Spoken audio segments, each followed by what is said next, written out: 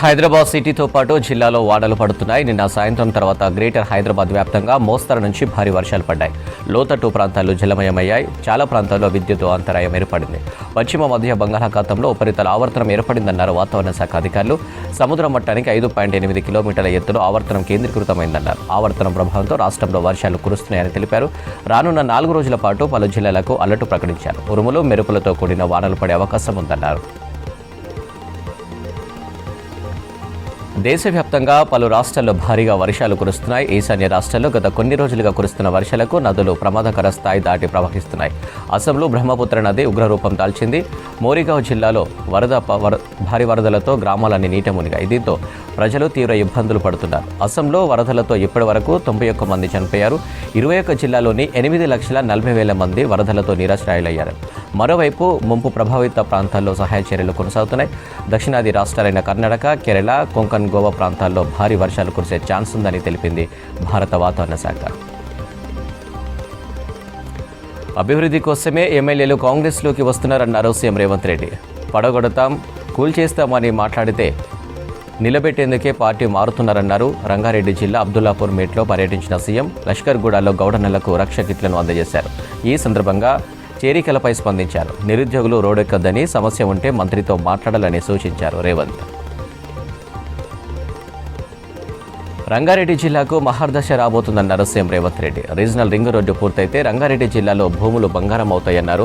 తాము చేసిన అభివృద్ధి వల్లే రంగారెడ్డి జిల్లాలో ఇప్పుడు ఎకరం 100 కోట్లు పలుకుతున్నాయని చెప్పారు. మహేశ్వరంలో న్యూయార్క్ తరహా అద్భుత నగరం నిర్మిస్తామన్న సీఎం రాచకొండలో ఫిలిం సిటీ నిర్మాణానికి ప్రణాళికలు వేస్తున్నామని చెప్పారు.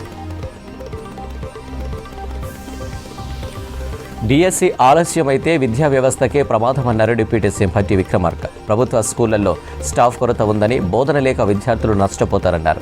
రాష్ట్రంలో 16,000 ఉపాధ్యాయ పోస్టులు ఖాళీగా ఉన్నాయని, ఈ డిఎస్సి కాకుండా త్వరలో మరో డిఎస్సి నిర్వహిస్తామని ప్రకటించారు భట్టి. అందరి ప్రయోజనం దృష్ట్యా నిరుద్యోగులు పరీక్షలకు సహకరించాలని కోరారు. గౌడ వృత్తి కొనసాగితేనే కుమ్మర, వడ్ల కులాలు బతుకుతాయన్నారు మంత్రి పొన్నం ప్రభాకర్. అటవీశాఖ ఆధ్వర్యంలో ఈత, తాటి మొక్కలు నాటే విధంగా చూడాలని సీఎంను కోరారు. బలహీన వర్గాల సంక్షేమమే తమ ప్రభుత్వ లక్ష్యమన్నారు శ్రీధర్ బాబు.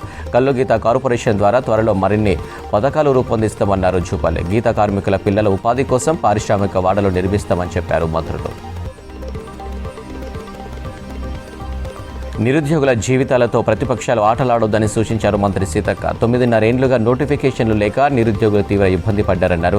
ఇప్పుడు పరీక్షలు వాయిదా వేస్తే ప్రభుత్వానికి వచ్చే నష్టమేమీ లేదని, అభ్యర్థులే నష్టపోతారన్నారు. వాయిదా వేయాలని కొందరు కోరుతున్నా అందరి ప్రయోజనం కోసం నిర్వహించక తప్పదని చెప్పారు.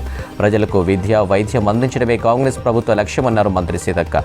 ములుగు జిల్లా ఏజెన్సీ గ్రామంలో కస్తూర్బా బాలికల ఆశ్రమ పాఠశాలలో పల్లె దవాఖానా, సబ్స్టేషన్లు ప్రారంభించారు. కాక అడుగుజాడల్లో పనిచేస్తున్నామన్నారు చెన్నూరు ఎమ్మెల్యే వివేక్ వెంకటస్వామి. హైదరాబాద్ సోమాజిగూడ ప్రెస్ క్లబ్లో భీమ్ సైనిక్ ఫౌండేషన్, గోసంఘ కీల సంక్షేమ సంఘం ఆధ్వర్యంలో ఎంపీ వంశకృష్ణ, ఎమ్మెల్యే వివేక్ వెంకటస్వామిని ఘనంగా సన్మానించారు. పదవులు పేదల కోసం ఉపయోగించాలని కాక చెప్పేవారని గుర్తు చేశారు వివేక్. పదవి ఉన్నా లేకున్నా జనంలో ఉన్నామన్నారు ఎంపీ గడ్డం వంశకృష్ణ. జనం కోసం వివేక్ కంకణం కట్టుకొని పనిచేశారని చెప్పారు. మాజీ మంత్రి హరీష్ రావుపై కీలక వ్యాఖ్యలు చేశారు కేంద్ర మంత్రి బండి సంజయ్. హరీష్ రావు మంచి నాయకుడని, ప్రజల మనిషి అంటూ పొగడ్తలు గుప్పించారు. తమ పార్టీలోకి ఎవరు వచ్చినా రాజీనామా చేసి రావాల్సిందేనన్నారు. హరీష్ రావు వచ్చినా సరే రాజీనామా చేసే రావాలన్నారు. బీజేపీలో బీఆర్ఎస్ విలీనమంటూ కాంగ్రెస్ డ్రామాలాడుతుందన్నారు. బీఆర్ఎస్, కాంగ్రెస్ ఒకటేనని చెప్పారు. కాంగ్రెస్కు ప్రత్యామ్నాయం బీజేపీ అని తెలిపారు బండి సంజయ్. కరీంనగర్లో మున్నూరు కాపు ఆత్మీయ సమ్మేళనంలో పాల్గొన్నారు సంజయ్. ఈ సందర్భంగా కేంద్ర మంత్రిని ఘనంగా సన్మానించారు. విద్యుత్ ఎంక్వైరీ కమిషన్ను రద్దు చేయాలని కోరుతూ సుప్రీంకోర్టును ఆశ్రయించారు మాజీ సీఎం కేసీఆర్. దీనిపై ఇవాళ సుప్రీంకోర్టు విచారణ చేయనుంది. విద్యుత్ ఎంక్వైరీ కమిషన్ రద్దు కోరుతూ గతంలో హైకోర్టును ఆశ్రయించారు కేసీఆర్. హైకోర్టు పిటిషన్ను డిస్మిస్ చేయడంతో సుప్రీంకోర్టును ఆశ్రయించారు. కేసీఆర్ హయాంలో జరిగిన విద్యుత్ కొనుగోలు వ్యవహారంలో భద్రాద్రి, యాదాద్రి ధర్మల విద్యుత్ కేంద్రాల నిర్మాణం తదితర అంశాలపై రిటైర్డ్ జడ్జి జస్టిస్ నరసింహారెడ్డి నేతృత్వంలో కమిషన్ విచారణ చేస్తుంది. కేసీఆర్కు నోటీసులు కూడా జారీ చేసింది. అయితే ఈ కమిషన్ను రద్దు చేయాలని కేసీఆర్ డిమాండ్ చేస్తున్నారు. గోల్కొండ కోటలో బోనాల ఉత్సవాలు ఘనంగా జరిగాయి. 3 ఆదివారం పెద్ద ఎత్తున బోనాలు సమర్పించారు భక్తులు. నగరం నలుమూలల నుంచి భక్తులు వేలాదిగా తరలివచ్చారు. ఏటా ఆషాఢ మాసంలో గోల్కొండ కోటలో 9 వారాల పాటు బోనాల జాతర జరగనుంది. నిన్న జగదాంబిక అమ్మవారికి భక్తి శ్రద్ధలతో 3వ బోనం సమర్పించారు. అటు హైదరాబాద్లోని ప్రజాభవన్లో ఘనంగా నల్లపోచమ్మ బోనాలు జరిగాయి. సీఎం రేవంత్ రెడ్డి అమ్మవారిని దర్శించుకుని మొక్కులు చెల్లించుకున్నారు. ఉత్సవాల్లో మంత్రులు పొన్నం ప్రభాకర్, శ్రీధర్ బాబు, పొంగులేటి శ్రీనివాసరెడ్డి, కొండా సురేఖ, ప్రభుత్వ సలహాదారు వేమిరెడ్డి నరేందర్ రెడ్డి పాల్గొన్నారు. ఒడిశా పూరి జగన్నాథుడి ఆలయంలోని రత్న భాండాగారం తెరుచుకుంది. 11 మందితో కూడిన బృందం ప్రత్యేక పూజలు చేసిన తర్వాత రహస్య గదిని ఓపెన్ చేసింది. కొన్ని ఆభరణాలను కొత్త పెట్టెలోకి మార్చారు అధికారులు. నాగబంధం ఉందని చెబుతున్న 3వ గదిని ఓపెన్ చేసిన తర్వాత చీకటి పడింది. దీంతో లెక్కింపును నిలిపివేశారు. మళ్లీ ఇవాళ ఒడిశా సర్కార్ ఏర్పాటు చేసిన committee chairman justice Vishwanath Rath committee సభ్యులు భేటీ కానున్నారు. సమావేశంలో నిర్ణయం తీసుకున్నాక లెక్కింపు చేపట్టనున్నారు.